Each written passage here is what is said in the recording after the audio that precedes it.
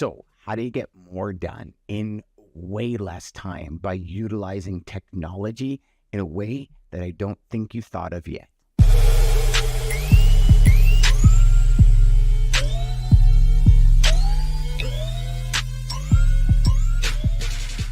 Hey, everybody, welcome back to the Logistics Life. And today's episode, I want to talk to you about productivity. So if you've been following me for any amount of time, you've probably seen a very big theme in my shows and a lot of the things I talk about now.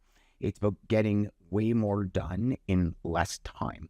Like it's interesting because as you go through life and as, pretty severe things happen to you in life, and whatever that level that will be for you personally. Some people, it's very simple things. Some people, it's very complex things. Some people have a mix of both. Some people have everything. But what I mean by that is as you start really analyzing this piece of, how do I utilize my day, my weeks, my months, my years in a way that help you get more done? Right. So what I mean by that is, if you have a task, say to clean out your garage, a little difficult unless you call a couple of friends over to get that done in more time than it's going to take. But there's certain things that we go through, both in business and in personal life, that we truly can shrink that time frame.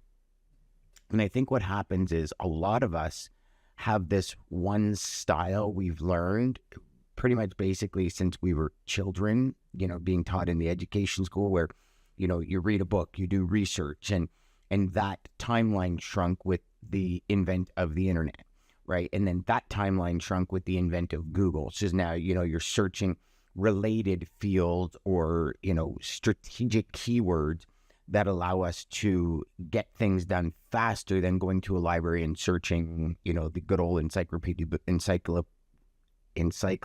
Britannica. That was a big word for a Monday morning. So if you look at it, it's kind of like this is the process that we've been doing.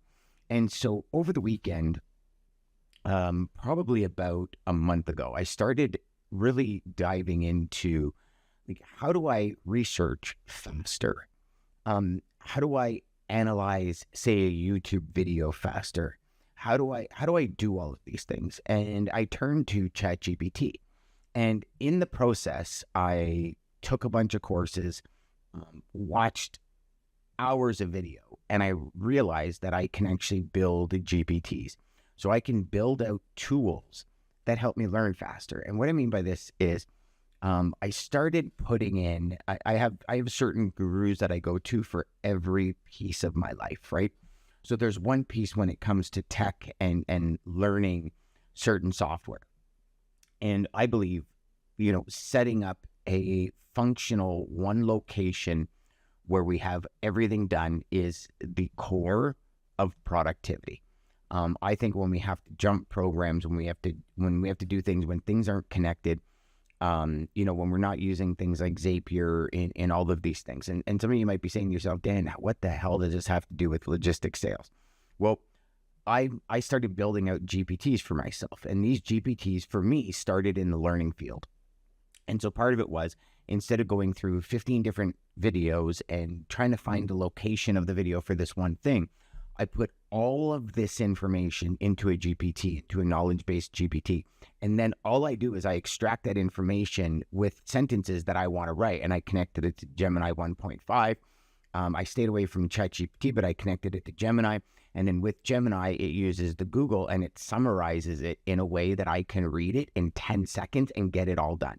So instead of going through and taking 3-4 minutes to watch a YouTube video, and some of you might say, wow, Dan, like really 3-4 minutes? But you add that up over your day. And if you can put an hour back in your pocket a day, that hour is 52 hours. If you just do it one day a week, it's 52 hours a year, right? But think about that from a level of if you're doing this every day.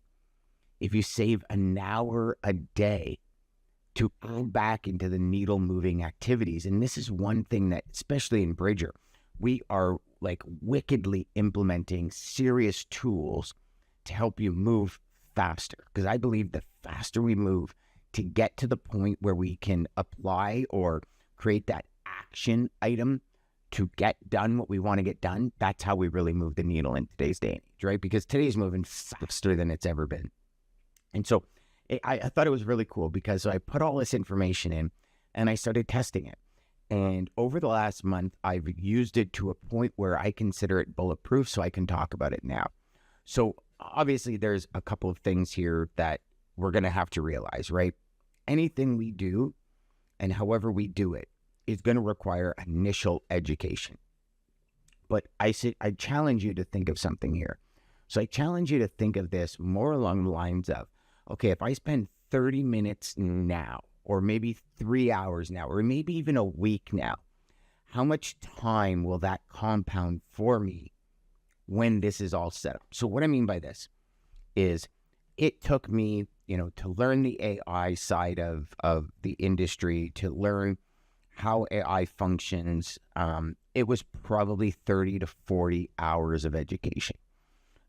Really detailed notes, going back over it, trying, testing, not understanding, getting a hold of customer service, asking them how to export this, asking them how to, add this JSON file. So there was a lot of technical things on the back end, but I enjoy that. That's one thing that I really enjoy, is that tech space and learning code and learning JSON and learning how to format stuff.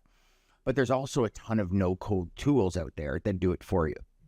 So I started researching those, because I started looking at it and saying, yes, eventually I want to program my own, but right now, can I utilize something else to get me moving faster while I program my own, right? So this was the intent that I set out with, and it worked. So I found a bunch of no-code tools that I can actually use, and it was very simple. I took some of my favorite authors when it comes to like copywriting or web development or sales or whatever, and I started to build out GPTs for every section of my life. And, even a personal assistant GPT, a sales coach GPT, a training coach GPT, a personal coach GPT, a mindset coach GPT. And I started building all of these out. And at first it was like, well, where is this going to go? Am I just getting addicted to building out stuff that, as they say, shiny, and it doesn't get me anywhere? And then I started really applying these GPTs to my life. And I can tell you one thing, I've saved in my education alone, I've saved probably 2 hours a day. So now I can apply that 2 hours to something else, right? And by doing this and just coming up, and I'm not saying that the GPT way is going to be what works for you, but what I am suggesting is we really start to analyze the space that we have when it comes to, time spent, and really start to, well, here's a better way to do it. Here's a better challenge for y'all. So I challenge you today to start writing down, and I've said this in a few podcasts, but this is what started this whole process, is instead of coming in the morning and writing down everything I got to do, I stop and I say, okay, here's my list of the 10 top things I need to do today. And I need to start at 1. And when 1's done, I need to go to 2, and so on and so forth. And instead of allotting a time frame, meaning saying, okay, the first hour of my day, I'm going to do priority number 1. What I did is I just did priority number 1. I wrote down the start time. So before I start it, I go into my agenda and I write down a start time. And then when I'm done, I write down the completion time. And it was interesting because I found a lot of these things that I was trying to plan in an hour are like an hour and a half task. And then some of them where I said it's definitely going to be an hour, it was like 30 minutes. So on one side, it's frustrating, for lack of a better term, because I felt that, what am I doing wrong? I'm not moving as fast as I want to move. I'm not completing tasks in the time that I'm completing them. So actually, for me anyways, it was a negative impact on me until I realized that, okay, the time is the time. In order to get that task done fully and in 100% professional and completed way, it took an hour and a half, because I assume it should only take an hour. What gave me that assumption? Just because I literally just pulled it out of my ear, which is probably what you do, right? I think we all do that. We say, oh, that'll only take half an hour. And then 2 hours later, you're still doing it. You're like, oh my God, this is so put me far behind, because we set false expectations. So what I did is I started really analyzing this and saying, okay, how do I set things up to make this go faster? And how do I do it in a way that can help me move the needle more? Because I think in the end, that's really what it's all about. And so I started really looking at this, and I said, okay, if I spend 4 hours learning a better system now, and this is a task I do once a week, and I can save 20 minutes a week, it is literally a very short period of time where I start multiplying my time. And I think this is one thing where, especially in our industry, and I'm sure y'all have been there before, where a new person comes in, whether it be on your team or into the mix. And a lot of that, this happens a lot in operations. So if you guys are in operations, you'll fully understand this. You sit back and you go, okay, you're trying to teach somebody this process. And in the end, you're like, you know what, it's just easier if I do it myself. But here's what I suggest is if this is a process that happens, say, twice a year, and in those 2 times a year, it's call it a month to teach this person. And in that month, you have, I don't know, an hour a day, say, just for easy math, an hour a day of increased time to get things done. Okay. So at the end of the month, that's 20 hours. You're doing this 3 times a year. That's 60 hours a year. Let's just keep the math simple. Okay. So what if you took 5 hours to research, test, and try a tool, even 10 hours. And in that 10 hours, you find a way to cut that hour into 20 minutes, because whether it's an SOP, whether it's a video style SOP, where it's literally laid out to the point where a 2-year-old can understand exactly what you need to do. So this is taking you 10 out of your 60 hours to complete this, right? Literally after the first 2 weeks, you've got your time back, right? Because you took 10 hours to apply that 10 hours to the extra hour a day. You implemented immediately, but it took you 10 hours. So in 2 weeks, you've now gained back that time. So instead of having 12 weeks of lost productivity in year 1, you have 10. Now, you do the same thing with how you get your job done, right? How you process information, and you spend 10 hours to save yourself, say, an hour a day for 52 weeks a year. So you're saving yourself 20 hours a month, 240 hours a year, right? That would be what it is. Yes, 240 hours a year. Now, let's say you took 20 hours to set that process up.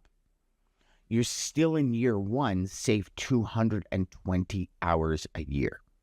So this is my challenge, is to start looking at things differently. How do we increase productivity, even to the point where automating things? And this is where I'm saying to everyone, like, we have to. In our world of logistics, it moves, like you guys know, logistics moves fast. How do we have a back end of our business that moves faster? How do we see bottlenecks faster? How do we implement and move into processes faster? How do we build a foundation and an entire infrastructure that helps keep us focused on what moves the needle most? That's the big question. That's the question, I think, for everybody in our industry, especially as we enter summer. People are going on vacation. Typically, closing deals slows down. Utilize that time to compound your results for the next 2 quarters, because I think more than ever, this is going to be very important for your next level productivity. I hope that helps, my friends. And again, maybe I will do a YouTube video and share with y'all in the next couple of weeks on how I built this and what it's done for me, and kind of give you the inside scoop. I'll think about that. I got to put it into my schedule to see the ROI and the compound effect on it. You see that? So until next time, my friends, remember, go out there, make every call educational, crush your sales, and we'll see you on the next show. Take care.